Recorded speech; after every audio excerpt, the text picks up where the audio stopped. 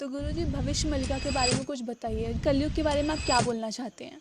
तो आज हम आए हैं उत्तराखंड के पहाड़ों में एक बाबा जी से मिलने, जो पहले जर्मनी में शेफ थे, जो अब संन्यास लेके उत्तराखंड के जंगलों में रहते हैं। आज हम उन्हीं जंगलों में जहाँ बाबा जी रहते हैं। तो चलो मिलते हैं और उनसे बातें करते हैं।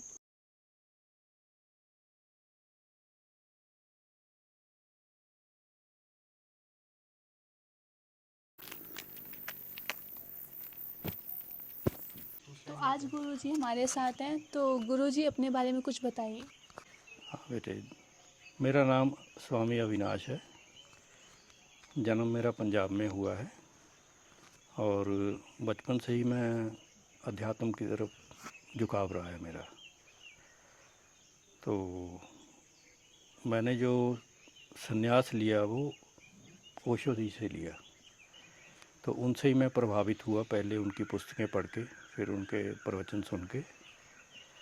तो आश्रम में रहने के लिए कुछ धन का ज़रूरत पड़ता है, तो उसके लिए मैं जर्मनी गया काम करने के लिए और वहाँ 3 साल मैंने काम किया।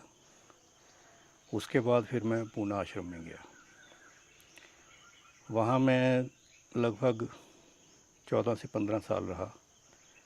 तो उसके बाद फिर मैं इधर हिमाचल आया, हिमाचल से उत्तराखंड आया। अभी मुझे उत्तराखंड में 17 साल हो गए हैं। 2009 में मैं यहाँ हिमाचल में अपने उत्तराखंड में हूँ। तो अभी ये यहाँ पे ये वैली है, चितेंदी गांव है, उत्तराखंड के नरेंद्र नगर के पास पड़ता है ये। यहाँ पे मैंने अपनी ये कुटिया बनाई है, तो यहीं रहता हूँ मैं। ये मेरा परिचय हुआ। तो महाराज जी, कलयुग के बारे में आप क्या बोलना चाहते हैं? इसमें ऐसा है बेटे कि कुछ लोग इसकी एज जो है वो 4 लाख साल बताते हैं, कुछ कम बताते हैं, है ना। तो इसमें दोनों बातें सत्य हैं। ये जो 4 लाख साल हैं ये भी सत्य है। ये जो हमारी सृजन होता है और प्रलय होती है, ये वो साल हैं। प्रलय और सृजन का जो गैप है वो 4 लाख सालों का है। इसमें आप इसको दूसरे ढंग से समझो कि 4 युग होते हैं, ये सब ने सुना है ना। सतयुग होता है, त्रेता होता है, द्वापर होता है और कलयुग होता है, ठीक है। अब इसको एक यूनिट मानो आप, 4 युगों को एक यूनिट मानो। ऐसी 100 यूनिट जब बीत जाते हैं तो प्रलय होती है। उसको ब्रह्मा जी का एक दिन और इतने ही समय को एक रात बोलते हैं। तो उसकी जो गिनती है समय के अनुसार वो 4 लाख होती है। लेकिन जो अभी चल रहा है, जैसे कुछ लोग कहते हैं कि ये कलयुग का अंतिम दौर चल रहा है ना, अंतिम समय चल रहा है। तो इसका जो, जैसे रामचंद्र जी का जन्म कब हुआ, उन्होंने ये राम सेतु से हमको मालूम चल गया। तो और कृष्ण जी कब हुए और महाभारत का युद्ध कब हुआ, तो इसकी जब गणना की जाती है साइंटिफिक तरीके से, तो उसमें 6000 साल महाभारत का और लगभग 11 से 11,500 साल रामायण का होता है। तो अगर 4 लाख के अनुसार हम देखें तो फिर ये भी सारी कैलकुलेशन गड़बड़ा जाएगी, है ना। तो ये हमारे ही शास्त्रों में है कि ये जो युग होते हैं, ये चारों युग, ये लगभग 20 से 25,000 साल में एक, यानी इसका यूनिट होता है। तो आज के समय में ये कलयुग समाप्ति की तरफ बढ़ रहा है। और जो फाइनल क्राइसिस होता है, जैसे रामचंद्र जी का और जो रावण जी का युद्ध हुआ, वो उस युग के अंतिम क्षण में हुआ, ठीक है। इसी तरह से जो द्वापर युग है जिसमें महाभारत हुआ, ये भी जब द्वापर ख़त्म होना था उस वक्त ये महाभारत का युद्ध हुआ। तो जब युग को ख़त्म होना होता है तब वो अंतिम युद्ध होता है उसमें। उसी चीज़ में अब कलयुग का अंत आ रहा है तो हम उसमें जी रहे हैं। चारों तरफ जो है वो लड़ाइयाँ लगी हुई हैं, दूसरा प्राकृतिक आपदाएं हैं, ये सब चल रहा है और ये कुछ समय तक चलेगा।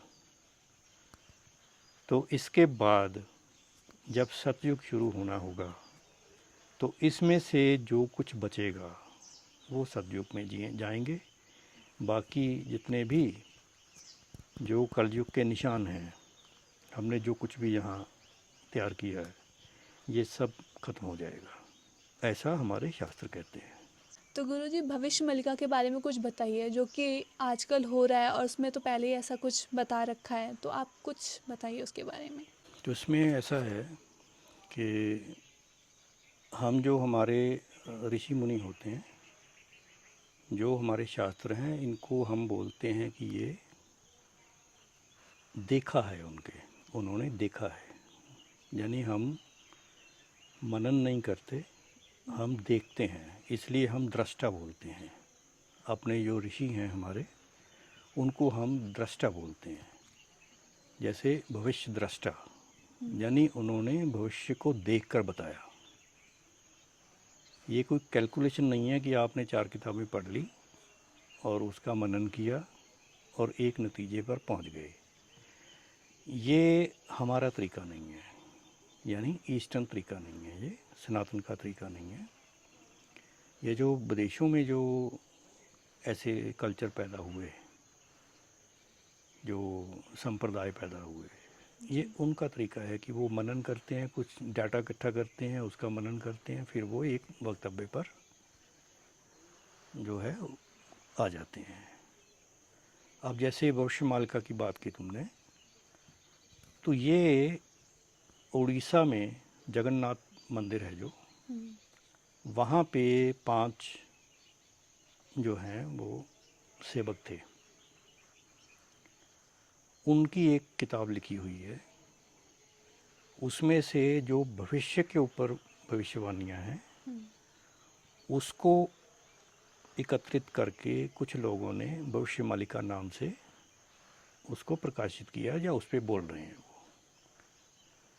तो हमारे जो ऋषि हैं ये भविष्य को देख के बताते हैं, यानी दृष्टा हैं वो। इसलिए उनका बोला हुआ आज भी सत्य हो रहा है, हम देख रहे हैं उस चीज़ को। तो ये जो अभी युग चल रहा है उनके अनुसार, भविष्य मालिका के अनुसार, ये 2032 तक चलेगा। तो उसमें जो कलयुग की निशानियां हैं उसमें से जो कुछ बचना होगा बच जाएगा, जो मिटना होगा मिट जाएगा। उसके बाद फिर एक नया युग शुरू होगा, इसको संधि काल बोलते हैं। अब जैसे अभी हम बैठे हैं यहाँ पे, ये संधि काल है दिन और रात का, ना तो ये दिन है ना रात है। ऐसे ही युगों के भी संधि काल होते हैं। तो युग जो हैं वो लगभग 5000-6000 साल का एक युग होता है। तो उसका संधि काल भी जो है वो लगभग 50 साल से लेकर 300 साल तक होता है लगभग। तो अभी हम जो कलयुग है इसमें जो हमने निर्मित किया है, इसमें से क्या बचेगा और क्या नहीं बचेगा उस काल में चल रहे हैं। इसलिए आप देख रहे होंगे मानव लड़ रहा है, देश लड़ रहा है। ये भी एक प्रकृति को मिटाने के ढंग हैं, ये भी निमित्त बनते हैं, देश भी। और प्राकृतिक आपदाएं भी आ रही हैं। जो हमारे 5 जो तत्व हैं वो इस वक्त विक्षोभ में हैं, यानी डिस्टर्ब हैं वो। तो आप आगजनी भी देख रहे हो, भूकंप भी देख रहे हो, वर्षा भी देख रहे हो, बाढ़ भी देख रहे हो, ये सब कुछ बीमारियां भी देख रहे हो, वायु तत्व से बीमारी फैलती है। तो ये सब हो रहा है, इसमें किसी का कोई दोष नहीं है, सभी निमित्त हैं इसके। अगर आप बोलें कि इसके कारण हुआ या उसके कारण हुआ, या ये नेता ठीक नहीं, या वो ऐसा नहीं। वैज्ञानिक जो हैं कह रहे हैं कि हमने पृथ्वी को गंदा कर दिया या हमने ये कर दिया। किसी का कोई दोष नहीं है, ये प्रकृतिगत ईश्वरीय तत्व है। वो जब युग बदलना चाहता है तो ऐसी घटनाएं होती हैं। इसको इस दृष्टि से आपको देखना पड़ेगा। अगर इससे नीचे आप देखते हो तो कोई भी आपको दोषी मिल जाएगा, कोई नेता मिल जाएगा, कोई जगह मिल जाएगी कि इसने नदी के जो रास्ता था उसमें घर बना लिया इसलिए गिर गया वो। किसी का भी आप दोष दे सकते हो, लेकिन इससे भी ऊपर उठकर आपकी दृष्टि जो है वो ब्रह्मांडीय ताकत पे जानी चाहिए। वहाँ से ये आदेश आ रहा है कि ये कलयुग अब समाप्ति की ओर है, तो ये चीज़ें हो रही हैं। उस दृष्टि से देखेंगे तो कहीं कोई दोषी नहीं है, और उसमें हल क्या है कि मुझे अपने आप को बचाना है। तो वो कैसे बचाना है कि मैं श्री हरि का नाम लेना शुरू करूं, क्योंकि वो भगवान कहते हैं कि जो भक्त है मैं उसका प्रिय हूँ, तो उसकी रक्षा करता हूँ। तो अभी आप देखो कि आप किन चीज़ों में उलझे हुए हो। क्या आपके जीवन में ईश्वरीय तत्व है? आपकी सोच में, आपके व्यवहार में, आपकी पूरी दिनचर्या में क्या कोई ऐसा तत्व है जिससे आप ईश्वर को याद करें? ये इसका सल्यूशन है। तो आप कुछ सनातन धर्म के बारे में बताइए। सनातन का बेटे शाब्दिक अर्थ होता है जो सदा से है, ठीक है। और जो नैसर्गिक है और जो सनातन है, प्रकृतिगत है, इसको हम सनातन कहते हैं। इसका पालन करना धर्म है।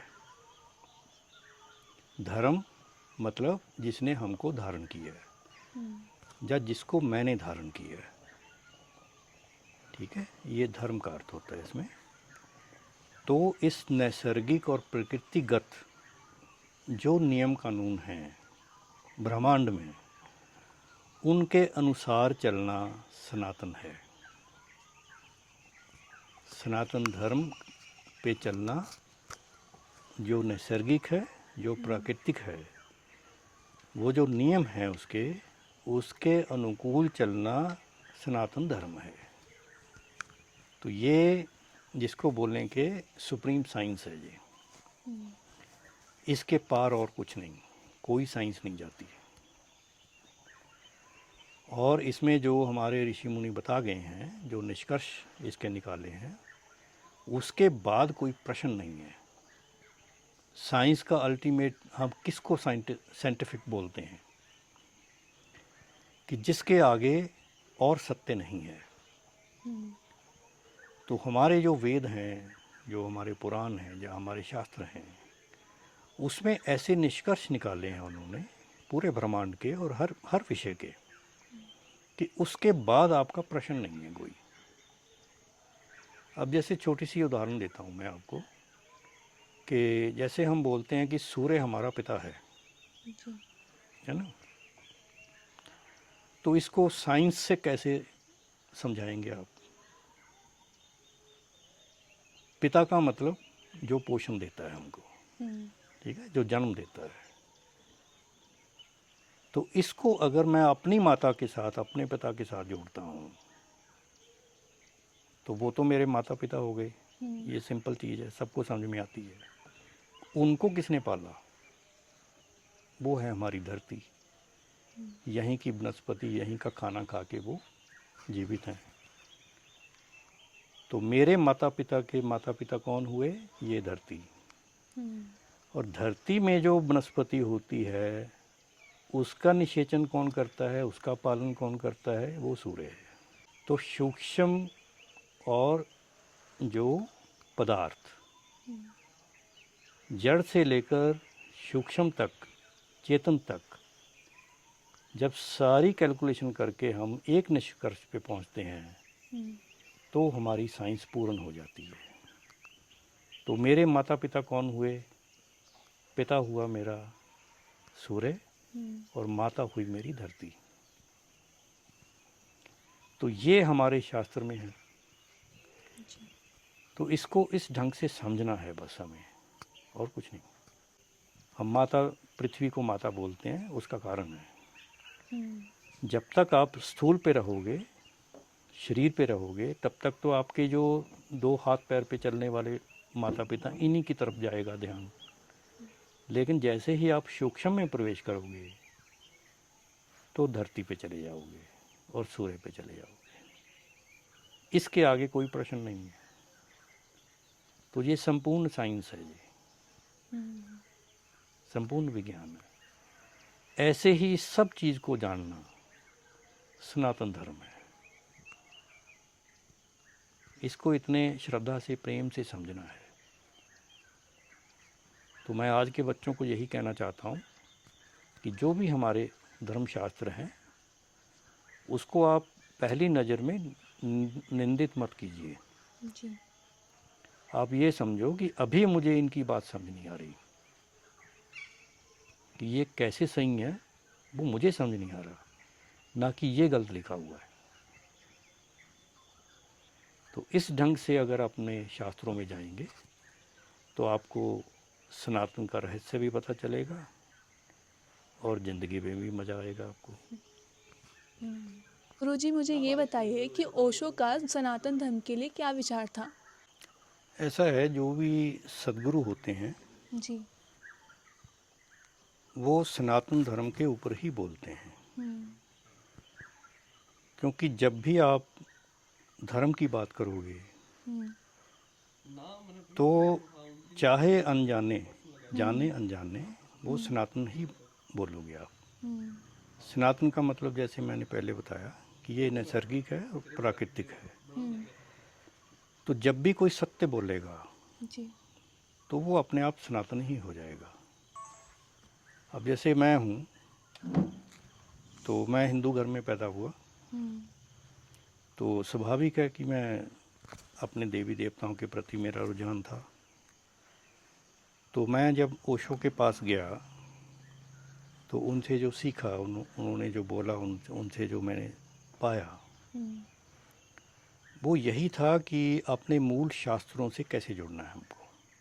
जैसे उन्होंने गीता पे प्रवचन दिए, शिव पे बोले, वो नारद पे बोले, और विज्ञान भैरव तंत्र पे बोले, पतंजलि योग सूत्र पे बोले, और जितने भी अपने संत हैं जैसे नानक हैं, कबीर हैं, रैदास हैं, मीरा है, इन पे उन्होंने बोला।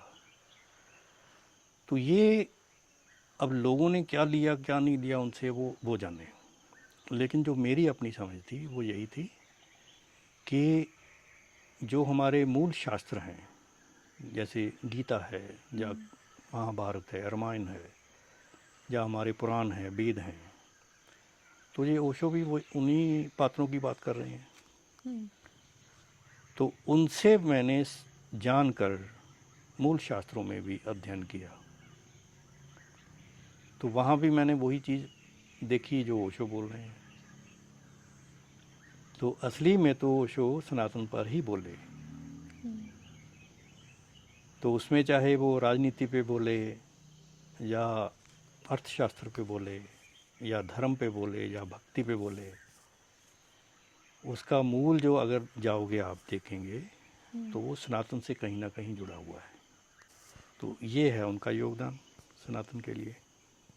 तो महाराज जी, आपको क्या लगता है भारत में कोई ऐसी आपदा आने वाली है फ्यूचर में या फिर अभी?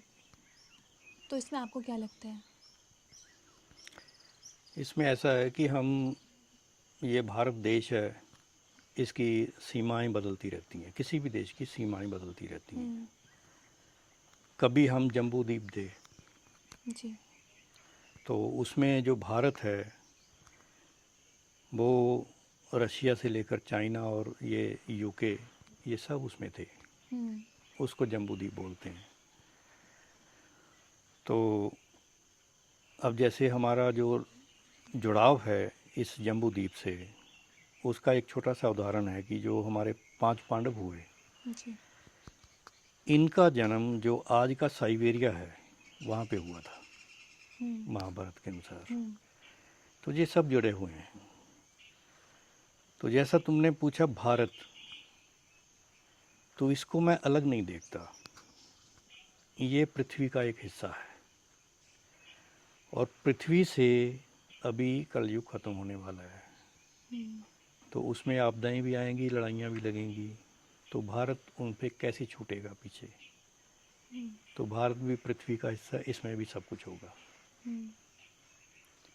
क्योंकि कलयुग तो यहाँ भी ख़त्म होना है और यही तरीके हैं, या तो प्राकृतिक आपदाएं हैं या इंसानों का युद्ध है, तो हम बच नहीं सकते इसमें। तो ये होगा तो यहाँ भी होगा। आज पूरी दुनिया में चल रहा है, कल हमारे ऊपर भी आएगा। तो महाराज जी, आयुर्वेद जो है उसका मूल विज्ञान क्या है, आप उसके बारे में कुछ बताइए। इसमें ऐसा है कि मैं कोई आचार्य नहीं हूँ और आयुर्वेद के जानकार भी नहीं हूँ, जी। लेकिन जो मूलभूत बातें हैं उसमें कुछ समझने जैसी हैं जो सभी को जाननी चाहिए। एक तो आयुर्वेद जो है ये प्राकृतिक है। जो कुछ भी हमारे जड़ी बूटियाँ मिलती हैं, जब जो भी नैसर्गिक है, जो प्राकृतिक है, इसके उपयोग से हमारे स्वास्थ्य को देखा जाता है इसमें। तो इसलिए ये एकदम नैसर्गिक है और इसलिए साइड इफ़ेक्ट नहीं है इसके, क्योंकि जो खाने पीने की चीज़ें हैं उसी का हमने समझदारी से उपयोग किया और अपने मनुष्य के स्वास्थ्य के लिए उसको बनाया हमने। तो ये आयुर्वेद का ये मूल मंत्र है कि जो पुरुष है और जो पशु हैं, पक्षी हैं, ये स्वस्थ कैसे रहें। तो ये मूल है उसका। तो बाकी तो जो चीज़ें हैं इसके आचार्य ही बता सकते हैं कि वो कैसे होता है, लेकिन जो हम जैसे साधारण लोगों को जो जानना है वो यही है कि जैसे और पैथी हैं, एलोपैथी है या और हैं, उसके बहुत सारे साइड इफ़ेक्ट होते हैं क्योंकि वो नैसर्गिक नहीं है, वो प्राकृतिक नहीं है। आयुर्वेद जो है ये प्राकृतिक है, ये जड़ी बूटियों से उनके गुणों के आधार पे इसकी जो है दवाई तैयार की जाती है और इसलिए ये इफ़ेक्टिव भी है। लेकिन आने वाला भविष्य जो है वो फिर इसी का आने वाला है, आयुर्वेद पे ही हम आएंगे दोबारा। तो महाराज जी, भारत हिंदू राष्ट्र बन सकता है, इसमें आपका क्या मानना है। तो इसमें ऐसा है बेटे कि ये जो सांप्रदायिक आपने शब्द यूज़ किया, हिंदू या मुस्लिम या ईसाई या कोई भी, असल में ये कंसेप्ट जो है ये राजनीतिक है, धार्मिक नहीं है। आप ये क्वेश्चन करो कि क्या हमारे समाज, भारतीय समाज या पूरे विश्व का समाज कभी आनंदमय सुखमय हो सकता है या नहीं, धर्म में प्रवृत्त हो सकता है या नहीं। असली प्रश्न ये है। अगर मान लो इस राष्ट्र को हम हिंदू राष्ट्र घोषित कर देते हैं और मैं आज यहाँ जी रहा हूँ वैसे ही जी रहा हूँ, तो उसका मतलब क्या है। इस नाम में और उस नाम में क्या अंतर, अगर मेरे जीवन में कोई फ़र्क नहीं आ रहा। इसको इस नज़र से देखो आप, ये हिंदू होने का मतलब क्या, समझ रहे हो ना। हिंदू शब्द के पीछे बहुत कुछ है। तो क्या वो आप नियम कानून वैसे बनाएंगे इस राष्ट्र में, या इन्हीं नियमों कानूनों के अनुसार चल के आप बोलेंगे कि हिंदू राष्ट्र हो गया। तो आपको ये समझना पड़ेगा कि हिंदू शब्द के पीछे क्या छुपा हुआ है। हिंदू शब्द मूल कहाँ से आया, ये सनातन से आया, ठीक है। और सनातन क्या है ये आपको समझना है। यहाँ प्रकृति के अनुसार चलना, उनके कानून अनुसार चलना, उनकी अर्थव्यवस्था के अनुसार चलना, संबंधों के अनुसार चलना, ये है हिंदू होना। तो क्या हमारा संविधान उन नियमों कानूनों के अनुसार चल पाएगा जहाँ हम लिख पाएंगे जो इन नियमों को मानते हैं? अगर वो नियम हैं तो ये हिंदू राष्ट्र अपने आप हो जाएगा। एक बात आपको और समझनी जैसी है इसमें कि जब तक तू है तब तक मैं हूँ। जब तू नहीं है तब मैं नहीं हूँ। तब क्या है हम हैं। इस हम से वासुदेव कुटुंबकम शब्द को बोल सकते हैं। जब तक तू है, जब तक मैं हूँ, तब तक हम वासुदेव कुटुंबकम नहीं कह सकते। ये राज की बात है। हर आदमी को, ये मैं एक सीक्रेट बता रहा हूँ आपको, और सबको सोचना चाहिए कि मैं क्या कह रहा हूँ।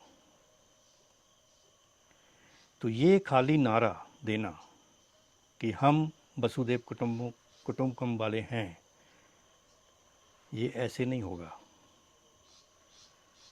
क्योंकि ये मैं और तू के साथ जुड़ा हुआ है।